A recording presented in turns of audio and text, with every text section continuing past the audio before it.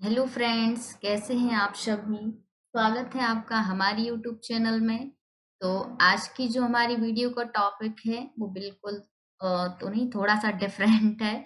क्योंकि आज से मैंने डिसाइड किया है कि मैं आप लोगों को प्रैक्टिकल के साथ साथ थ्योरी की भी वीडियो बनाऊं। और मेरी कोशिश यही रहेगी कि जो थ्योरी है वो मैं बहुत ही आसान से आसान शब्दों में आप लोगों को समझा सकूं।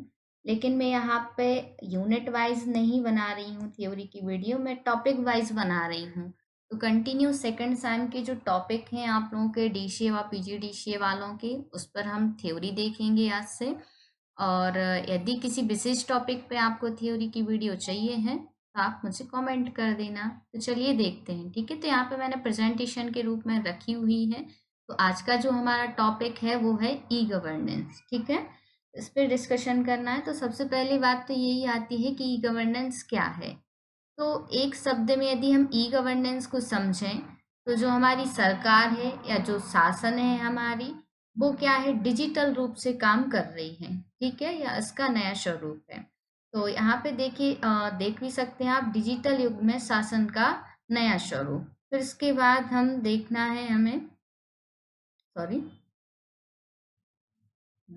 ई गवर्नेंस की परिभाषा क्या है। तो चलिए पहले हम ई गवर्नेंस की परिभाषा देखते हैं। तो देखिए, ई गवर्नेंस का मतलब है सूचना और संचार प्रौद्योगिकी, जिसे हम आईसीटी का उपयोग करके सरकार की सेवाओं सूचनाओं सूचनाओं को नागरिक तक डिजिटल माध्यम से पहुंचाना है, ठीक है।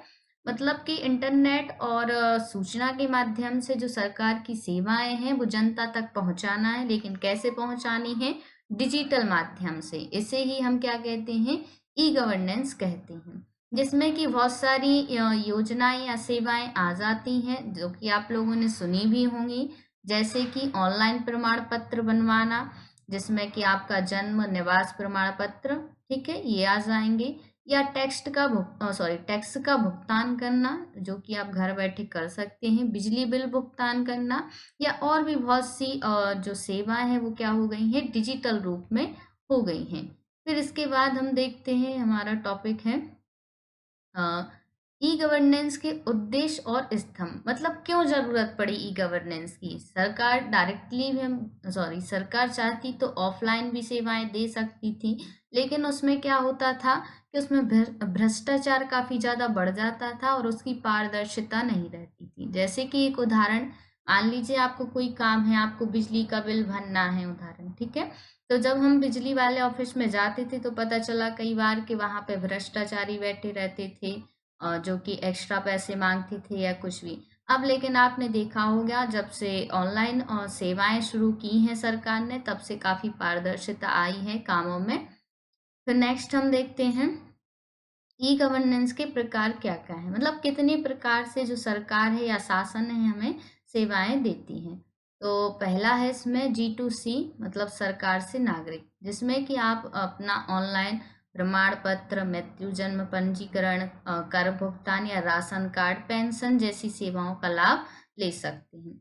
दूसरा है G2B, सरकार से व्यापार, व्यापार लाइसेंस, जीएसटी, कर संग्रहण और भी बहुत सारी सेवाओं का इसमें क्या होता है, समावेशन है। फिर थर्ड है यहाँ पर G2G, सरकार से सरकार। मतलब बहुत से काम ऐसे रहते हैं जो सरकार से सरकार के बीच में, जैसे कि विभागों के बीच का डेटा साझाकरण करना, ठीक है, या नीति कार्यान्वयन, इस टाइप से। फिर यहाँ पर है G2E, सरकार से कर्मचारी, वेतन प्रबंधन, छुट्टी आवेदन या ऐसी बहुत सी सेवाएं हैं जो इसके अंतर्गत आती हैं। फिर हम नेक्स्ट देखते हैं। तो ये कह रहे हैं ई गवर्नेंस के विकास और लाभ क्या क्या हैं, ठीक है। तो देखिए, घर बैठे मुख्य लाभ यहाँ पर पहला है सरकारी सेवाएं घर बैठे। जैसे मान लीजिए, जब तक जो ई गवर्नेंस नहीं था तब तक हम एक निश्चित समय के लिए ऑफिस में जाते थे और काम कर पाते थे या करवा सकते थे। अब लेकिन आप 24 घंटों ये काम कर सकते हैं। भ्रष्टाचार में उल्लेखनीय कमी, ठीक है। समय और लागत की बचत होती। जैसे मान लीजिए मुझे कोई काम है, अब इसके लिए भोपाल जाना है या इंदौर जाना है किसी काम को करवाने के लिए, तो उसमें देखिए समय भी लगेगा और क्या लगेगा, लागत भी। लेकिन आजकल जब से डिजिटल हुआ है तो आप घर बैठे कर सकते हैं। और नागरिकों की सक्रिय भागीदारी, अच्छा बहुत से लोग जाने से डरते थे या लागत से डरते थे, तो अब वो जब से डिजिटल हुआ है वो क्या कर रहे हैं, पूरी तरह से भागीदारी ले रहे हैं। और पारदर्शी कार्यप्रणाली, ठीक है। फिर इसके बाद है कि ई कॉमर्स में भारत को बेहतर बनाने के क्या क्या चरण हैं, या फिर बोलें तो ई गवर्नेंस से बेहतर भारत की ओर क्या क्या सुविधाएं और हमें मिल सकती हैं।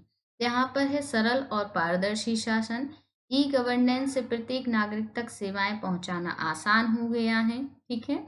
दूसरा है डिजिटल इंडिया का सपना, राष्ट्रीय विकास में महत्वपूर्ण योगदान है और हमारी भी जिम्मेदारी बनती है हम सबकी कि डिजिटल क्रांति का हिस्सा बने, बेहतर और अधिक जवाबदेही शासन का समर्थन करें। ठीक है, तो आज की वीडियो में इतना ही। ये मेरी फर्स्ट वीडियो है, मैंने पूरी कोशिश की है कि प्रेजेंटेशन के माध्यम से और इमेज के माध्यम से आप लोगों को समझाऊं। वीडियो को लाइक कर देना है, शेयर कर देना है, कमेंट करना है, ठीक है। इसको भी हम कंटिन्यू रखेंगे और जो हमारी प्रैक्टिकल की चल रही हैं क्लासेस वो भी कंटिन्यू समय से अपलोड होती रहेंगी, ठीक है। Thank you.